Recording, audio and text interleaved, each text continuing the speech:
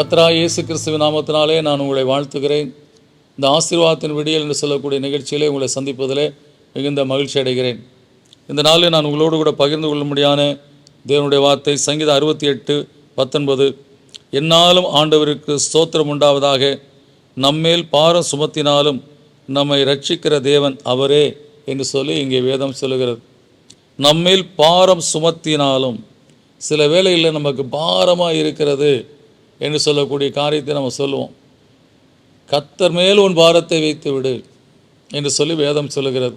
சில காரியத்தை குறித்து நமக்குள்ளே ஒரு பாரம், நம்முடைய குடும்பத்தை குறித்து பாரம், ஊழியத்தை குறித்து ஒரு பாரம், தேசத்தை குறித்ததான பாரம், பல விதத்தில் ஒரு பாரம் நமக்குள்ளே வந்து அழுத்தும் போது அந்த பாரத்தை ஆண்டவர் தான் சுமத்துறார் சொல்லப்பட்டிருக்கு. ஒருவேளை நம்ம பிள்ளைகளை குறித்து நம்ம அந்தளவுக்கு கன்சர்ன் இல்லாமல் இருந்திருப்போம். அப்போ ஒரு பாரம் நம்ம பிள்ளைகளை குறித்து மனசுக்குள்ளே உண்டாகும். ஏன் இப்படி என் பிள்ளையை குறித்து இப்படி? அப்போ அவங்களுக்கு ஏதோ ஒரு ஜெபம் உதவி தேவை. அப்போ அந்த பாரம் வரும்போது ஆண்டவரே அந்த பாரத்தை நமக்குள்ளே கொடுக்குறாரு. உன் பிள்ளைக்காக ஜெபம் பண்ணு அப்படி சொல்லக்கூடிய காரியத்தை, அதுபோல் தான் தேசத்துக்காக ஜெபம் பண்ணு அப்படி சொல்லக்கூடிய காரியத்தை அந்த பாரத்தை கர்த்தர் நமக்கு கொடுக்கிறார். எனவே அந்த பாரம் நம்மை அழுத்தினாலும், பாரம் சுமத்துகிறார் கர்த்தர். அந்த பாரத்தை நமக்கு சுமத்தினாலும் அவர் நிச்சயமாய் நம்ம ரட்சிக்கிற தேவனாக இருக்கிறார். நம்முடைய ஜெபத்தை கேட்டு நாம் ஜெபிக்க வேண்டும் என்பதற்காகவே அந்த பாரத்தை கொடுக்கிறார். நாம் ஜெபிக்கும் போது அந்த பாரத்தை கர்த்தர் நம்முடைய வாழ்க்கையில் எடுத்து போடுகிற தேவனாக இருக்கிறார். எனவே ஒருவேளை பாரமாக இருக்கிறது என்று சொல்லி அமைதியாக இருக்காதீங்க.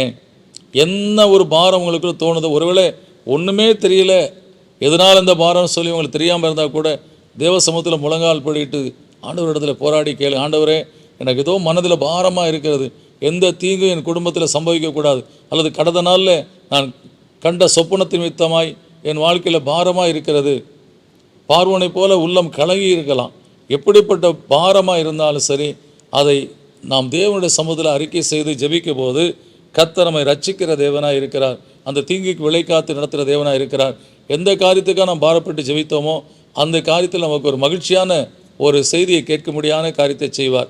எனவே கர்த்தர் பாரப்படுத்துகிறது உங்களை ஜெபிப்பதற்காக.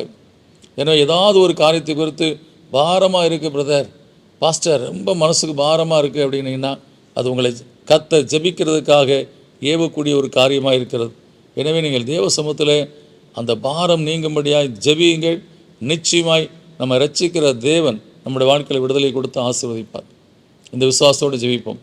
நல்ல பிதாவே, நன்றியோடு துதிக்கிறோம், சோத்திரிக்கிறோம். அப்பா, நீர் எங்கள் மேல் பாரம் சுமத்துகிற தேவன் சொல்லி நாங்கள் பார்க்குறோம்.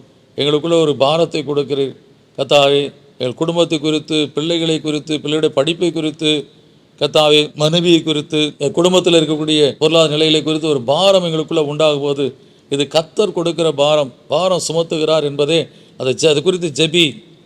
நான் அந்த ஜெபத்தை கேட்டு உனக்கு அற்புதத்தை செய்வேன், அதிசயத்தை செய்வேன் என்று சொல்லி கர்த்தர் எங்கள் வாழ்க்கையில் அதை செய்கிறீர் என்று சொல்லி இந்த வேத வசனம் சொல்லுகிறதப்பா.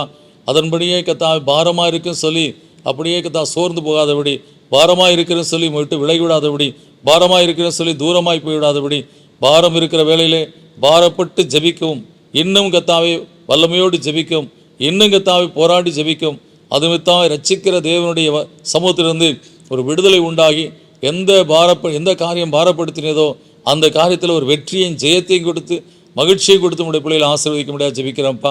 எனவே பாரத்தை அற்பமாக எண்ணாதபடி தேவன் என்னை ஜெபிக்க முடியாது ஏவுகிறார் என்று சொல்லி உணர்ந்து ஜெபிக்கவும், அது நிமித்தமாய் கர்த்தாவே உடைய பிள்ளைகள் வாழ்க்கையில் மகிழ்ச்சி சந்தோஷம் உண்டாக அருள் செய்தலும் ஆசீர்வதி.